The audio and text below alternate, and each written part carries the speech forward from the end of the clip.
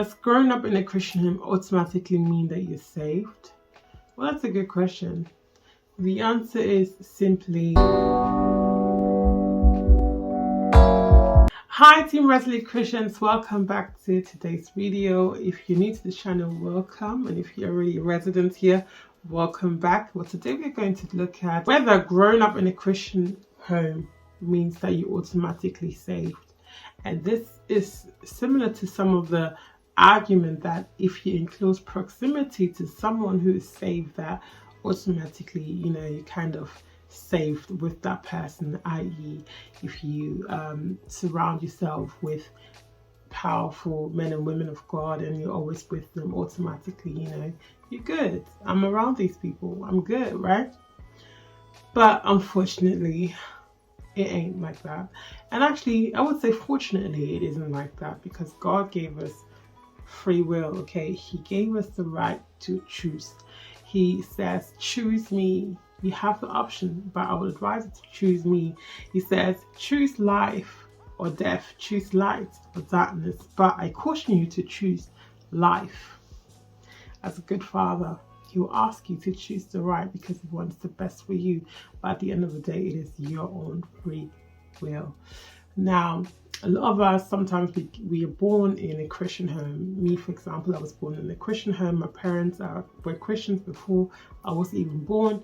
And so automatically I was born into a Christian home. I was dedicated as a baby to God. You go through children's Sunday school, you eventually go into the youth department, and then you eventually join the adults. And so I went through that journey. But then does that mean I was already saved? I was doing what the Christians were doing.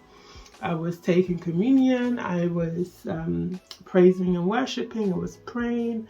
But was I saved? No, I was not saved.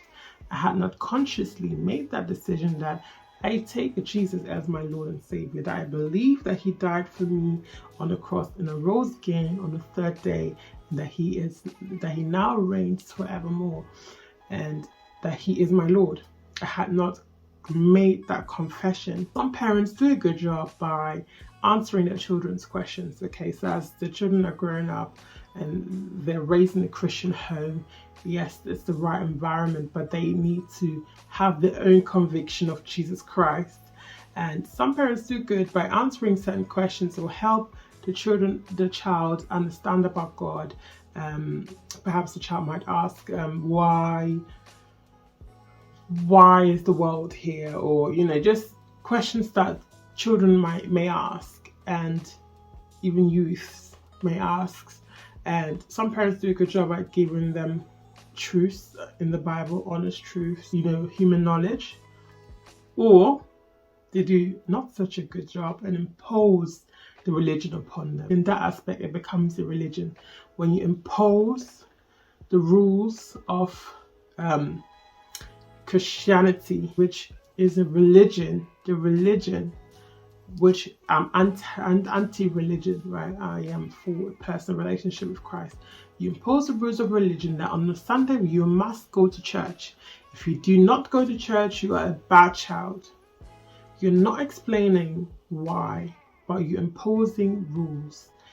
The child may grow to resent wanting to have anything to do with this God or with this religion, because you are showing me this is a set of rules that on a Sunday I must go whether I like it or not, that I have to wear a suit that I don't want to wear because it's a Sunday, that I have to do this, and nobody that's explaining to me why. A lot of us have grown up with this mindset of Christianity is a set of rules place, a place of restriction, a place of where I'm being oppressed and I want to be free. And it's ironic because it says that whom the Son sets free is free indeed. The Lord came to set us free out of rules and bondage that the Israelites, the Jews were upon. They were living under the law. As Moses brought the Ten Commandments, they were bound by the law. But through Jesus Christ, we no longer live by the law, but through the mercies and the grace of God and through the leadings of the Spirit of God. And so, no, you are not saved if you're just born in a Christian home, but you have to consciously declare Jesus Christ as your Lord and Savior as you build a personal relationship with Him. God bless you, and I shall see you in my next video.